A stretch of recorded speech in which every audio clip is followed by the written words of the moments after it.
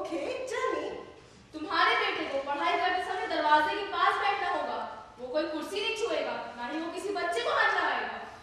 बेटे को, मेरा मतलब मेरे बेटे को तो बस पढ़ाई से ही मतलब है। आप दाखिला दे दें, जैसा आप चाहेंगे वैसा ही होगा। अगर मंजूर है कल से इसे स्कूल भेज देना। ओके रामजी, तो कल से तुम्हारा बेटा पढ़ने को जा सकता है और तुम हमारा काम करने को आ सकता है। जी जी, जैसा आप चाहें। बहुत बहुत धन्यवाद मैडम, आप तो भगवान दुआ बनाए।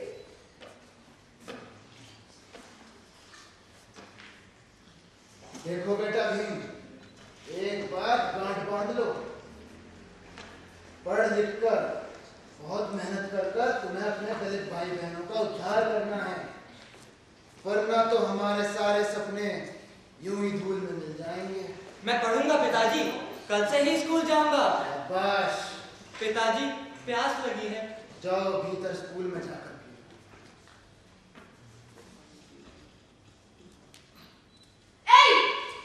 उसने मना किया था किसी भी चीज को हाथ नहीं लगाएगा। तुमने खड़े को हाथ कैसे लगाया? बीच, पापी, शूट, सारा पानी गंदा कर दिया। जा ऐसे, कैसे स्कूल आ जाना। ये आपने ठीक नहीं किया मैम। एक छात्र के साथ ऐसा व्यवहार ये आपको शोभा नहीं देता। सुबह मैंने उसको सारी शर्तें बता दी थी, लेकिन उसने मानी नहीं। जो भी हो मैम, आप एक अध्यापिका हैं।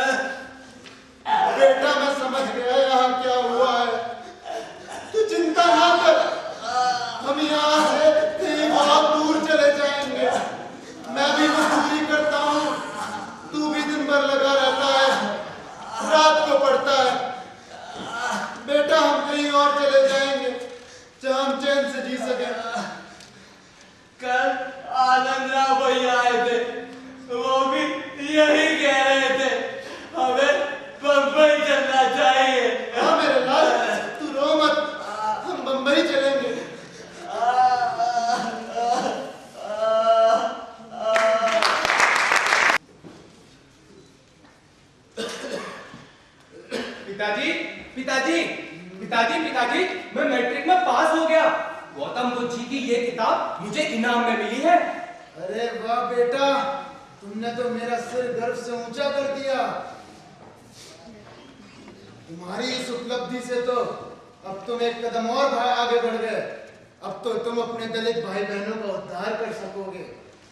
और वैसे बेटा, अब मैं तो बूढ़ा हो गया हूँ और तुम्हारी बुआ भी कह रही थी कि तुम्हारी उम्र हो गई है तो हमें इस घर में बहू लानी चाहिए। पिताजी, मेरा जीवन एक संकल्प के लिए समर्पित हो चुका है। मैं जानता हूँ आप लोगों को मेरे विवाह की कितनी चिंता है, परंतु ऐसे में मेरी होने वाली धर्मपत्नी मेरे विचारों वाली ना हुई तो पूरा परिवार बिखर जाएगा, मेरा संकल्प टूट जाएगा। पिताजी कह चुके बेटा, और यदि हम कहें कि कुछ ऐसी ही लड़की ढूंढी है हमने तुम्हारे लिए तो तुम्हें कोई आपत्ति नहीं होनी चाहिए। मैंने भला कभी आपकी आज्ञा टाली है पिताजी? जैसा आप उचित समझे आशीर्वाद दीजिए। जीते रहो बेटा, जीते रहो।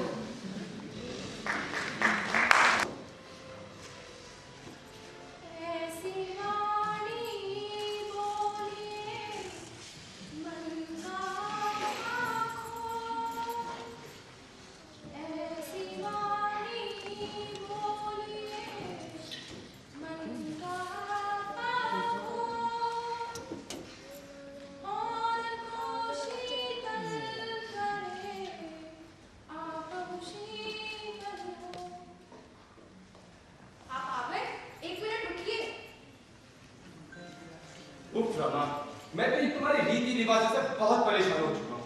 ये जाओ से।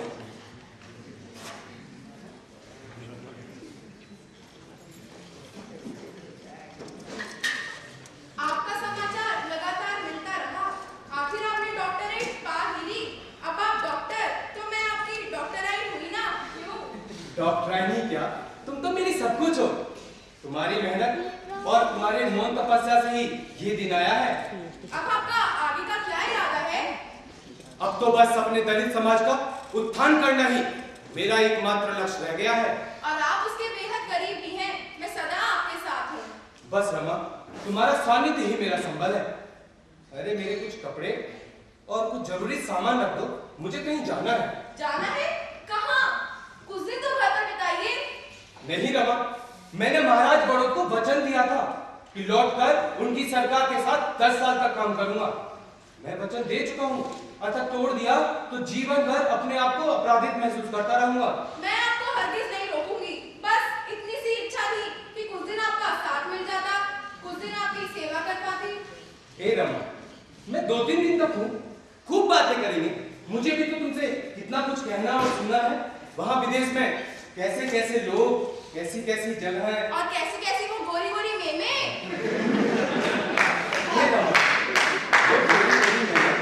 मेरे आंदोलन ऐसा थोड़ी ना बन सकती हैं। उसके लिए तो मेरी सांवली, सलोनी, कजरारे नैनों वाली रमा मेमी काफी है। आप ही ना कर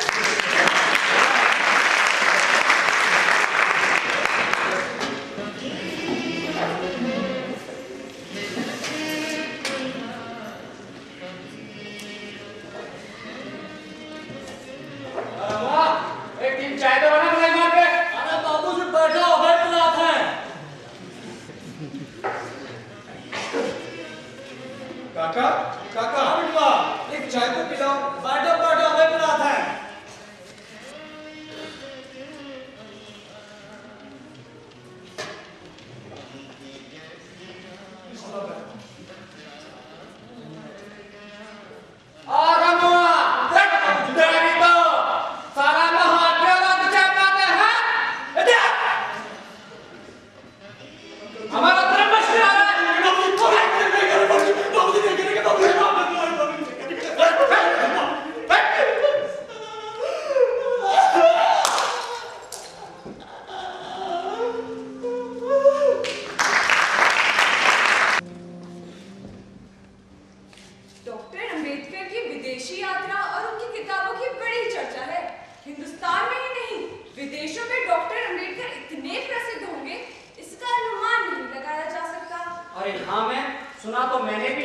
उनके ज्वलंत भाषण जो दलित चेतना जगा रहे हैं वो काबिले तारीफ है।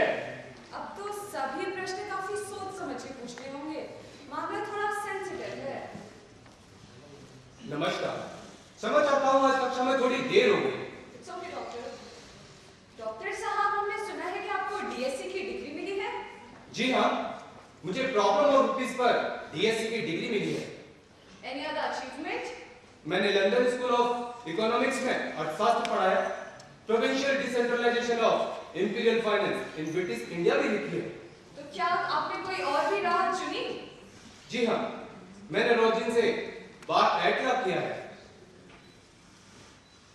आश्चर्य है, आपने ये सब कैसे किया?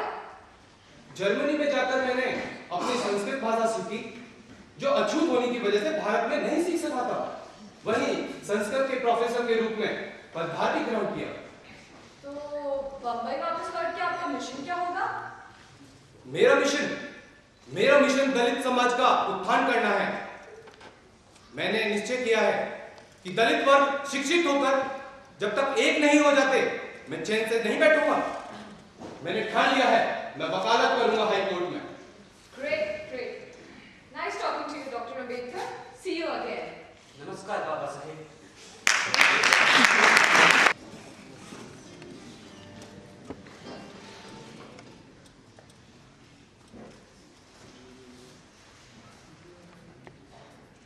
बेटा, ओ बेटा, बचा ले बेटा, अम्मा, बचा ले बेटा।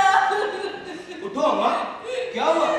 एक तो जमीन थी बेटा, उसको भी हथियाने में लगी है बेटा, उसी से तो रोटी चलती थी बेटा। रोना बंद करो अम्मा, मुझे बताओ क्या हुआ? गरीबों का केस कोई नहीं लड़ता बेटा। रोने की जरूरी नहीं, रोना बंद करो अम्मा, मैं लड़ूंगा तुम्हारा केस। मेरे पास तो पैसे भी नहीं है बेटा। मैं बिना पैसे के वकालत करता हूँ। तुम जैसे भाई बहनों को न्याय जो दिलाना है, चलो मेरे साथ।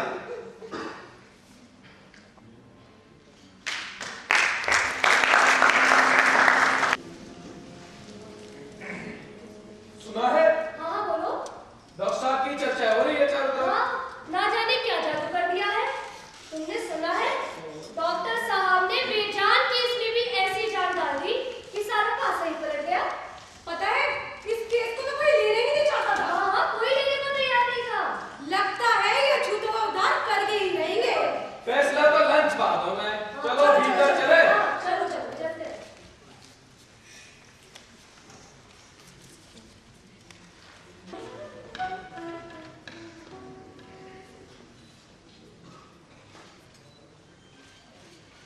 धन्य हो बेटा, धन्य हो, हमें जीत मिल गई बेटा। दूधो नहाओ पुतो बोलो बेटा, हमें जीत मिल गई बेटा। अम्मा, ये तो होना ही था। ये अकेले तुम्हारी जीत नहीं, समस्त दलित समाज की जीत है। डॉक्टर भीमराव अम्बेडकर की जय।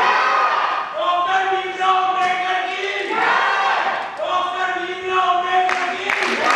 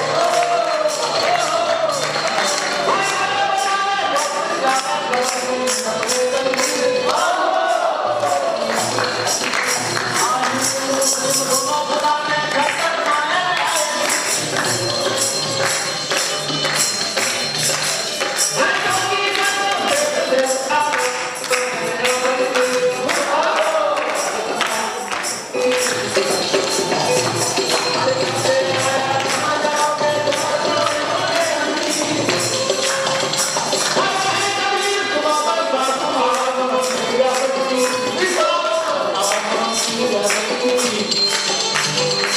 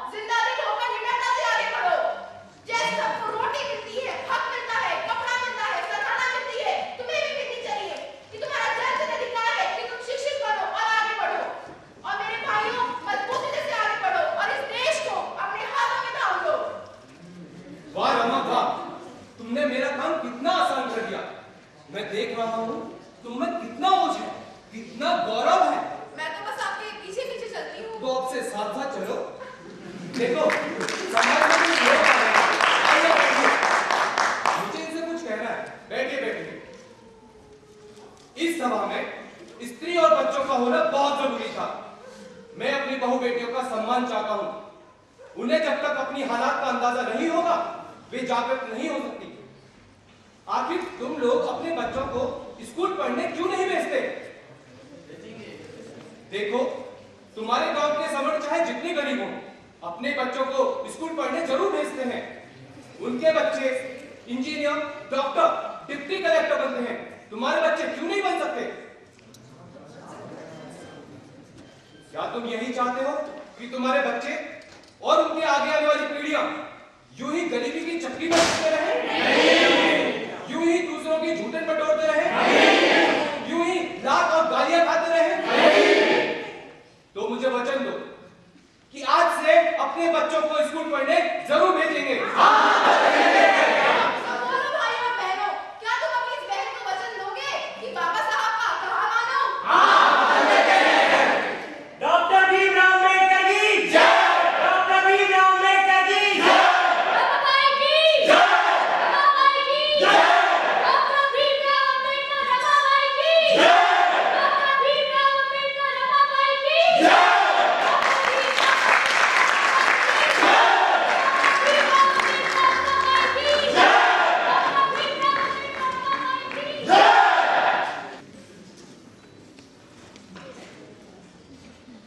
बाबा साहब ने कहा, भाइयों आप तैयार हैं।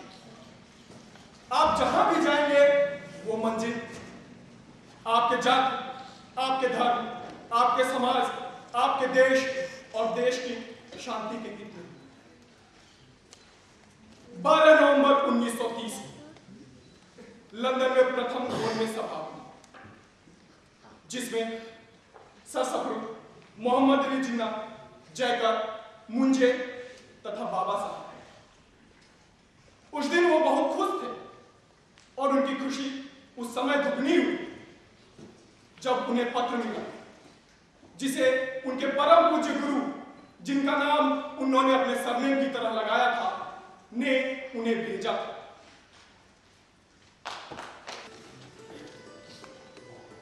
मैं जिन लोगों के प्रतिनिधि के रूप में यहां उपस्थित हूं वे भारत की कुल जनसंख्या का 5वां भाग है, अर्थात इंग्लैंड और फ्रांस की जनसंख्या के बराबर। परंतु इन लोगों की दशा दासों से भी गई बीती है। दासों के मालिक इन्हें छू तो लेते थे, परंतु हमें तो छूना भी पाप समझा जाता है। ब्रिटिश शासन से पहले छुआछूत की वजह से हमारी स्थिति दयनीय थी। क्या ब्रिटिश सरकार ने इसके लिए कोई कदम उठाया? ब्रिटिश शासन से पहले हम कुएं से पानी नहीं भर सकते थे। क्या ब्रिटिश सरकार ने हमें यह अधिकार मुहैया करवाए? ब्रिटिश शासन से पहले हम मंदिरों में नहीं जा सकते थे। क्या आज हम मंदिरों में जा सकते हैं? ब्रिटिश शासन से पहले सरकार हमें पुलिस सेवा में नहीं लेती थी। क्या सरकार आज हमें पुलिस सेवा में लेती है? इन सारे सवालों का जवाब हमें नहीं दिया जा सकता। हालांकि ब्रिटिश शासन पूरे 150 वर्ष पूरा कर चुका है, किंतु हमारे दुख दर्द दूर नहीं हुए। वे जैसे थे वैसे ही हैं, उन्हें दूर नहीं किया गया। भला ऐसी सरकार किस काम की? ये सरकार इस बात को बखूबी जानती है कि पूंजीपति मजदूरों को पूरी उचित नहीं देते। सरकार यह भी जानती है कि जमींदार किसानों का शोषण कर रहे हैं। सरकार यह भी जानती है कि अछूत शताब्दियों से सामाजिक कुरीतियों की चक्कियों में पिस रहे हैं, परंतु सरकार ने कभी इस ओर कोई ध्यान ही नहीं दिया। क्या इसकी वजह यह है कि सरकार के पास कोई कानूनी अधिकार नहीं? वास्तव में ऐसा नहीं है। बात दरअसल यह है कि सरकार आर्थिक और सामाजिक रूप में दखल नहीं देना चाहती, क्योंकि उसे डर है कि कहीं उसका हस्तक्षेप उसके सामने प्रतिरोध खड़ा ना कर दे। इसलिए हमें ऐसी सरकार चाहिए जिसमें शक्ति ऐसे लोगों के हाथ में हो जो देश के सर्वोत्तम हितों के प्रति बिना झिझक समर्पित हो सके। हमें ऐसी सरकार चाहिए जिसमें शक्ति की बागडोर ऐसे लोगों के हाथ में हो जो ये जानते हुए कि लोग उनकी आज्ञा का कहां तक अनुसरण करेंगे और कहां प्रतिरोध खड़ा करेंगे, समय की पुकार और न्याय के मांग के अनुरूप सामाजिक और आर्थिक ढांचे में परिवर्तन करने से तनिक भी न घबराएं। भारतीय समाज